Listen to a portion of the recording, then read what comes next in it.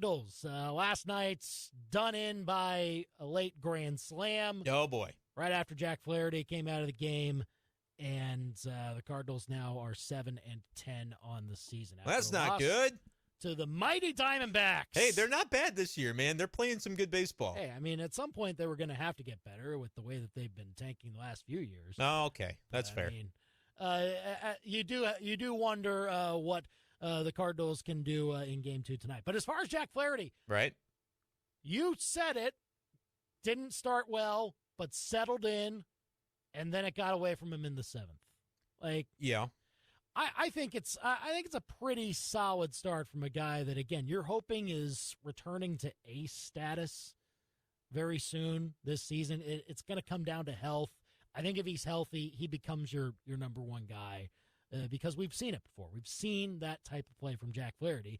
Just hasn't been consistently on the mound to put together that type of season like he put together in 2019. So it's going to take time, but I was encouraged, Brenden. I was really encouraged with what I saw. We've already seen some good starts from him, and we just have to see it consistently. Yeah, and by the way, the health I don't think is a factor at all. It's been encouraging that I know we say it every time he comes up because it's been an obvious factor surrounding his game the last couple few years, but I think he is fully healthy. And then it's just a matter of the rigors of a season. Sometimes you're going to feel sharp with your pitches. Other times you're not. I would say the first couple of outings, he wasn't at his sharpest, particularly with the fastball command. And what did you see as a result? Quite a few walks. And I think we got a text in already on the KTGR text line, Andy, talking about the 21 innings pitched with 17 walks is a little bit ridiculous coming in from the 5.73. And he says, Jack better quit giving up the walks or it's going to be a long season. Well, and he only had 3 walks yesterday, which I recognize over a 9-inning sample would be kind of still a high number. You only pitch 6 and you give up 3 walks. 4.5 per 9 would be too many. But that's an improvement over what we saw for the first couple of outings. And I thought he was effective yesterday when walking guys, except for the last one. The one that got him out of the game against Christian Walker in the 7th was one that you'd like back. But otherwise, I think he was just pitching effectively. And sometimes you're going to be more careful with some guys than others.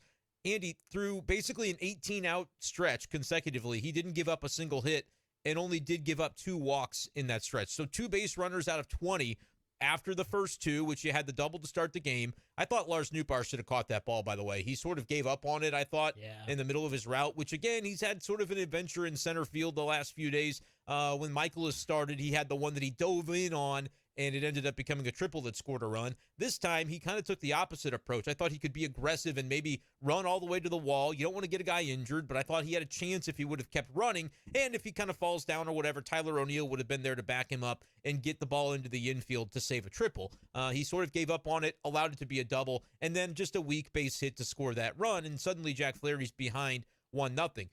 But, man, the next 20 batters, he was on point. And then, as you mentioned, the 7th inning, things kind of got away from him a little bit, which coming into that inning, he had 77 pitches going into the 7th. And then when they pulled him 13 or so pitches later, he was at 90. And it happened awfully quick. I don't know what you thought about that in terms of, was it a quick hook by Ollie Marmol, or was that maybe the spot to go ahead and try somebody else, given that Flaherty had given up a home run, a double, and then the walk to Walker? I mean, it could have been sort of an eye test thing for Marmol. I tend to give managers the benefit of the doubt when it comes to that, especially in April, when you're trying to figure out your guys. You're trying to figure out who's going to work best in these situations. I know it's not like Jack Flaherty. It's not to say Jack Flaherty is a stranger to this organization. They know him.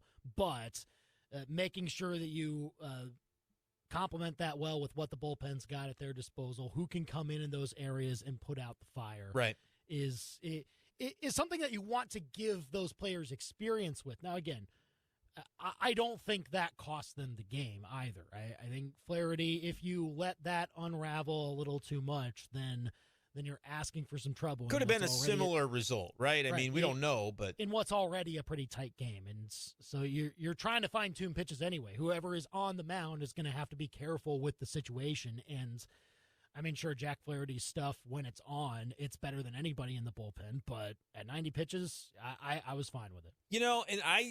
And initially I was fine with it, and ultimately I agree that the decision doesn't cost the Cardinals the game. You could argue that the grand slam Andre Pallante gave up did cost the Cardinals the game, but like that doesn't happen in a vacuum. If you had left in Flaherty, he easily could have given up a couple of more base runners, and you're in basically the same situation. So I'm not blaming Ollie Marmol for the loss, but I think it is interesting to go back and look at it. First of all, here's what the Cardinals were looking at there. Andre Pallante, I know he's a right-handed reliever, Andy, but they love him against lefties. He's basically had reverse splits throughout his career to where they pretty much can, I can't say guarantee because it obviously didn't happen last night, but very often they believe they're going to get a ground ball to second base or to the middle infield that can turn into maybe a double play to get them out of an inning when he's facing a lefty in that spot, as he was against Corbin Carroll. But Corbin Carroll is a guy, 6 stolen bases on the season, having a great rookie season, probably going to be the rookie of the year.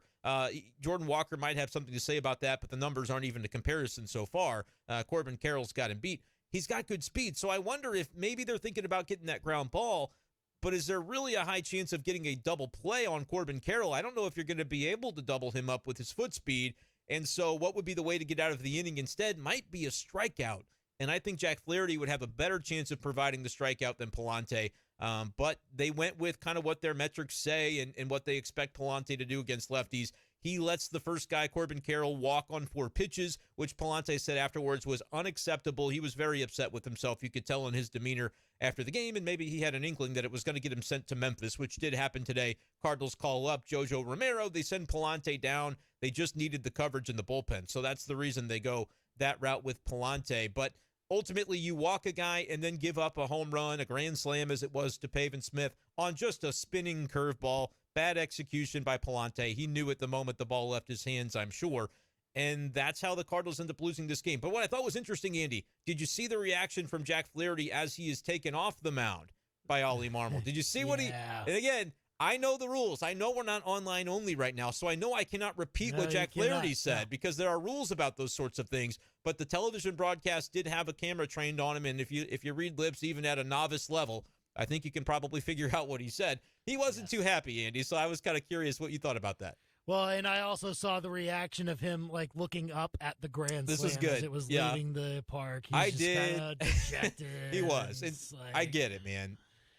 No, it was I like agree. an eye roll a little bit. Like, I understand. And after the game, he had the obvious comment of, look, nobody wants to come out of the game. If you are a guy that wants to come out of the game, then you shouldn't be playing this game at this level. Exactly. So, I mean, no, I get it from Jack Flaherty. He wants to stay out there. He wants to play all 9 innings. I mean, at some point, though, you do have to – the manager does have to have the power to see what's going on for Definitely. Sure. And I am fine with Marmol making the move in that spot. But, again, the results didn't go their way, and so you can go back and scrutinize it as much as you would like. I was fine with the process in the end. Good, and I think that's reasonable too. Yeah. And if you look at it from Jack Flaherty's perspective, you mentioned the screenshot that I did. I grabbed that and tweeted it out because it was just a very good personification, I think, of how every Cardinals fan felt in that moment. But if you're Jack Flaherty in particular, you're the guy that thought maybe I could have a chance to work my way out of it. That was his mindset. He's talking about even after the walk, he's thinking, how can I limit the damage here, get my team out of this, and give us a chance to win? Ollie takes that away from him, which after the game he said, you're just going to throw your pitches and try to execute until you're told to leave the game, and that, you respect that decision. But man, to be sitting over there in the dugout when that home run gets allowed by Pallante, and you're thinking, well, shoot, I could have done that, right? Like, I think it just some part of him as a competitor really wishes he had had the chance. But on some level, I think he's got to know, and he does know, that he didn't quite earn the chance to continue in that inning. When you give up a homer, you give up a double, whether it was, perfect execution. I thought the pitch to Marte that went for the home run to the opposite field, he left the slider a little bit high in the zone. Marte made him pay for it. And then even if it was a decent pitch to Lourdes Gurriel, that goes for a double. Tyler O'Neill just couldn't quite get it in left center field. All the hits against him that were damaging, Andy, came to left center. The one in the first inning, the home run, and then the one that O'Neill couldn't get by just a couple of feet, all of them to the same part of the park. And Jack Flaherty, at that point, when you walk the next batter, man, you got to know that your manager's going to be looking to maybe make a move. And so I think he was disappointed not to have the chance, but part of that is, man, it's internal. Like, I pitched so well today, to not be able to have that chance is frustrating. And again, for that stretch, he did look about as good as he's looked all year. but he's just that close, I think, to being able to fine-tune and then get through a 7-inning outing. On the show yesterday with Chris, I predicted 7 innings, 1 run. And, man, I was so close to being able to see that through, Andy, but it did get unraveled a little bit there in the 7th on him. Yeah, well, close enough. 875-KTGR, call or text us. What do you think of Jack Flaherty's start last night? All right, let's go to Old Jay here on the KTGR hotline. Old Jay, how are you? Well, I'll tell you this. Flaherty did okay. But, okay, so, I tweeted something. I said, I think I know how we can stop the Cardinals from allowing 6 runs, right? Wow. Okay, I'm ready. He's got the secret. He's got it. How is the only way you reach your message with a professional athlete? You hit him in the pocketbook. So here's my idea. Okay. You know how the Cardinals have that saying where if they score 6 runs, you get like a quarter coffee or fountain drink or there's a something local like that? establishment that does that. Time, yeah. It's a local Right, establishment. Whatever. Okay, so here's what we do. The pitcher, if the Cardinals allow 6 runs, you could go to any filling station within the Cardinals radio network. Come on. Get yourself a candy bar, and whoever pitcher gave up the 6th run, they get the bill. It's on them. It's on them. Oh, boy. The MLB Players Association Yeah. is going to have a field day with this one. Yeah, the Warriors are stepping in there. Be like, dude, we can't afford. I mean, can you imagine Jordan Hicks? He'd be like, he'd owe the Cardinals money. Come on, Old Jay. Oh, man. Firing a cheap shot. Oh, man. man. But there's my idea. Hit him in the pocketbook. Everybody gets a free candy bar on whatever pitcher gave up the 6th run. Because I can guarantee you some of these guys are probably going to be trying a little harder not to give up any runs. I mean, maybe. I appreciate the creativity, if nothing else. That's great. That's great creativity. The Players Association, though, is maybe going to put the kibosh on that one. But I like it. The suits are going to be all up in a... You know what, though? We're thinking outside the box, and I think that's the start of something beautiful, Andy. So I can't fault Old Jay there. No. But, maybe he could be on to something, a little branding opportunity. But I think it's going to need to be tweaked a little bit. That's going to need some working. 875-KTGR if you want to give us a call or a text. You could even calculate it, because what would that be? Everybody in attendance? No, I don't know. What would it be? You claim to be the math guy. 50 cents off or half off a certain drink or something like that, which, it's probably $2. Yeah. This is fun to watch you try and do math live on the air. I think it just shows my I mean, it would probably superior be abilities. up to around $100,000 per game if you Oh, wow. that. But you're assuming that everybody who is at the game, first of all, you're assuming that everybody who is at the game is using the coupon, if you will. And even before that, you're assuming that everybody who had a ticket was actually in attendance at the game, because I see some empties on the weekdays in April, which is not anything that other teams don't experience. There's a doubleheader going on today, and where is that game being played? Detroit, I think. There was maybe 25 people in the stands for the game I was just watching. So it ain't just Busch Stadium. But no, businessman special. We're getting the businessman mentality going here. I can appreciate that. And the Jordan Hicks factor, what did you think about the fact that we didn't see Jordan Hicks even warm up in the game last night? Because the whole thing with the Cardinals was, hey, we're not going to send him to the minor leagues. We're going to keep him here in St. Louis to try and work through his issues as a low-leverage reliever. But it was 6-1. That would have maybe been a spot to let him have some run before the Alec Burleson home run. What are your thoughts on the Hicks stuff, though? Because you didn't really get a chance yesterday to talk about it with me. Find some sort of plan. I understand the plan might be use him in low-leverage situations. Yeah. But that just pretty much signals what you think about Jordan Hicks. Well, right now, yeah. Yeah, you don't trust him in the big spots. Well, you clearly. don't trust him to be a swing guy to eat up innings in the middle relief. What do you trust Jordan Hicks to do at this point? Right now, nothing, because if you look at his numbers, he's been really, really struggling. Well, that's what I'm saying. But you look that.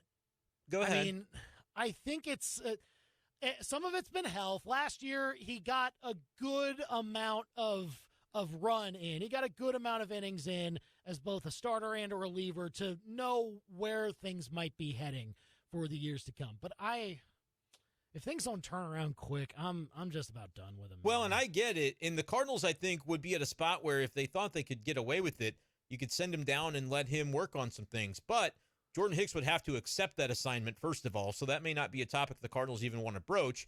It, so it's tricky waters to be able to tread. And if you're Jordan Hicks, by the way, even if the Cardinals were to say to him, "Hey, would you mind going down for us? It's what's best for the team." And he says no, because if I'm down there for X amount of days, now I'm not a free agent. You guys get another year of team control because of service time. So I think he does have to kind of work it out at the big league level. But it's my point with it is, okay, if you're going to say we don't trust you in some big spots and we want to work your way back up to that by rebuilding some trust, you have to start in the lowest of leverage. Is a 6-1 game where you're losing not exactly that? I would think so, but the Cardinals weren't really looking like they were going to use him. And then when Alec Burleson hit the home run, it made it 6-3 last night. And so what Ollie did say is, hey, we're trying to get them to use their closer. Andrew Chafin did come into the game in the ninth, and so they at least burned him, and maybe the Cardinals can find some benefit today or tomorrow because of that. But yeah, the Jordan Hicks stuff is going to be something to monitor. When do the Cardinals decide to use him? What situations? And then how does he perform when it happens? Because the raw ability to throw 105 is still in there, but the execution has just been really, really rough. He has not had he's had one outing this year where he didn't either walk a guy or give up a home run. So that's not where you want to be if you're Jordan Hicks this far into the season. I mean, that's 8 or 9 outings that he's had, I think. So it's been rough going. I'm not really in on it right now. Yeah. No, I believe me. Neither are Cardinals fans who have talked to me on social media about it. They're not happy either. Go ahead, Mickey. To be fair to Marmol, there were 2 lefties due up in the 8th. Marte is a switch hitter, but it wouldn't have been the best situation to throw him in there 100%. if you are trying to get him right. Yes. And he said exactly that, Mickey. You're right. Like, so that's why they start with Genesis Cabrera in the 8th, but they could have maybe gone to him in the 9th. But when in the bottom of the 8th, Alec Burleson homers, that was the mindset of, okay, there's more lefties coming up in the 9th, and we're trying to keep this game close because we have the type of offense that could hit, some homers, do something in the bottom of the 9th to score 3 runs, and at the very least, they have to use their closer, which is a strategic advantage for the Cardinals. But it was interesting that before the Burleson homer, they still didn't have Hicks up and throwing, so I don't even think in a 6-1 game they were going to get him some work in the 9th, even though that might have been a chance to do so. I would say hopefully there's not a situation today or tomorrow where they need to use him unless they're up by 7 or 8 runs, but you just don't know right now with the way the Cardinals pitching has gone. They've had some struggles with their starters. We'll see if Jordan Montgomery tonight is able to head some of that off. 875 KTGR if you want to give us a call or a text. What do you think about the Cardinals as far as Jack Flaherty, Jordan Hicks not being used, Cardinals falling to the Diamondbacks yesterday, but a chance to even the series tonight?